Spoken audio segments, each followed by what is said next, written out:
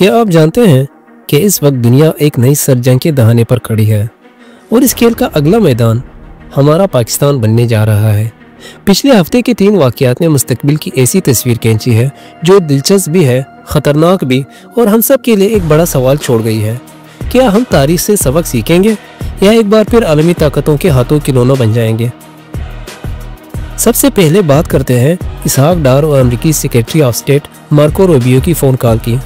7 अप्रैल 2025 को दोनों रहनुमाओं ने दहशतगर्दी के खिलाफ जंग पर इत्तेफाक किया। लेकिन ये दहशतगर्दी कौन सी है? क्या ये वही पुराना ड्रामा है जो हम 1980 की दहाई में देख चुके हैं, जब अमेरिका ने सोवियत यूनियन के खिलाफ जहाद के नाम पर पाकिस्तान और अफगानिस्तान को जंग का ईंधन बनाया? आज कहानी बदल गई है। निशाना रूस नहीं बल्कि चीन है, एक ऐसी ताकत जो माशी और अस्करी तौर पर अमेरिका के लिए सबसे बड़ा चैलेंज बन चुका है। अमेरिका की हिकमत अमली क्या है? पाकिस्तान, अफगानिस्तान और सेंट्रल एशिया को चीन के खिलाफ एक नई प्रॉक्सी जंग का मैदान बनाना। दूसरी तरफ हिंदुस्तान को अस्करी तौर पर तैयार किया जा रहा है, जबकि जापान, ताइवान और ऑस्ट्रेलिया के जरिए चीन का माशी और अस्करी मुआसरा तंग किया जा रहा है।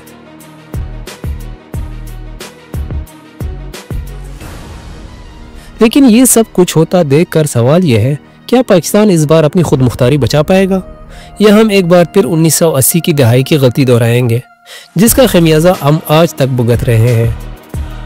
अब आते हैं दूसरे वाक़ये की तरफ। खैबर पख्तूनख्वा असम्बली में मादनिया का नया बिल। ये बिल कोई आम कानून नहीं, ये पाकिस्तान के मुस्तकबिल की एक झलक है। हमारे पहाड़ों में छुपी मादनियात, लिथियम, कोबाल्ट, नायाब ज़मीनी दातें आज दुनिया की सबसे कीमती चीज़ें हैं। ये वो दातें हैं जो इलेक्ट्रिक गाड़ियाँ, फ़ोन और हत्ता के फ़ौजी हथियार बनाती हैं। लेकिन क्या ये दौलत हमारी तरक्की का जरिया बनेगी या हमारी तबाही का? तारीख़ हमें बताती है कि जिन ममालिक ने अपनी मादनियात को बगैर सोचे समझे बेचा, वो रिसोर्सेज कर्ज का शिकार हुए। नाइजीरिया, कांगो, वेनेजुएला, ये ममालिक दौलत से मालामाल थे, लेकिन आज बदनवानी और जंगों में फंसे हैं। क्या पाकिस्तान भी इसी रास्ते पर जा रहा है?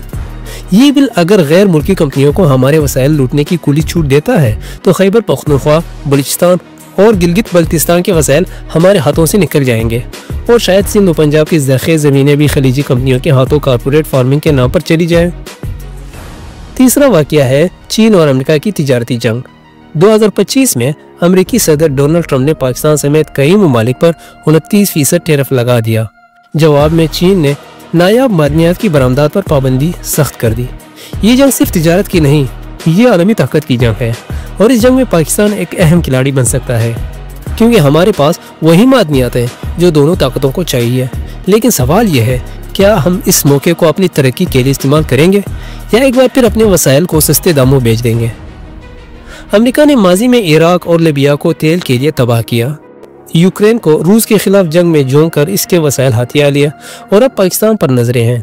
1980 की दहाई में हमारी मईशत को जंगों में झोंक कर तबाह किया गया और 1990 की दहाई में हमारे असासे बेचने पर मजबूर किया गया। क्या हम इस बार वही गलती दोहराएंगे या हम एक नई राह चुनेंगे? लेकिन ये कहानी अभी ख़त्म नहीं हुई। हमारे पास मौका है अपनी मादनियात को एक सनती पॉलिसी का हिस्सा बनाने का, मकामी फैक्ट्रियाँ लगाने का, रोज़गार पैदा करने का और दुनिया को ये दिखाने का कि पाकिस्तान कोई महारा नहीं बल्कि एक ताकत है। हमें खित्ते के ममालिक ईरान, तुर्की, चीन और सेंट्रल एशिया के साथ मिलकर एक नया इतिहाद बनाना होगा, एक ऐसी ताकत जो न तो मशरिक की गुलाम हो न मगरिब की। तो सवाल यह है, क्या हम तारीख से सबक सीख कर अपना मुस्तकबिल खुद लिखेंगे या एक बार फिर आलमी ताकतों के हाथों अपनी ज़मीनें, अपने वसाइल और अपनी आज़ादी खो देंगे? फैसला हमारे हाथ में है। क्या आप इस कहानी का हिस्सा बनने के लिए तैयार हैं?